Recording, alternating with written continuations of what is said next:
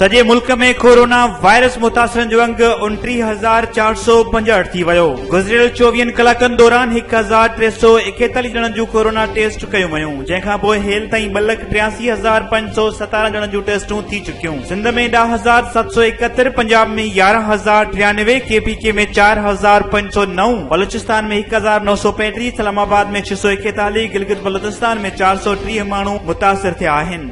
सिंध समेत समूरी दुनिया में माहिरनि जो आलमी ॾींहुं मल्हायो पियो वञे, जॾहिं त कोरोना वायरस सबबि तक़रीबूं मुनक़िद न थी सघंदियूं। दुनिया में सभ खां वधीक प्यार कंदड़ ऐं पंहिंजनि बचड़नि ते जियो घुरींदड़ माउ खे केतिरियूं भेटाऊं पेश कयूं पियूं वञनि। ऐं माकड़ जा कटक लथल हैदराबाद, सखल, लाड़कानो, खैरपुर, मटियारी, नौशरो, फिरोज, दादू, गोटकी ऐं कश्मीर ज़िला सख़्त मुतासिर थिया आहिनि। वॾे वज़ीर जी सदारत हेठि थियल इजलास में वफ़ाक़ी सरकार खां माकड़ जे ख़ात्मे लाइ बिना देर फिज़ाई स्प्रे कराइण जो मुतालबो कयो वियो आहे। वधीक ख़बरुनि ऐं न्यूज़ अपडेट्स लाइ ॾिसंदा रहो फास्ट न्यूज़।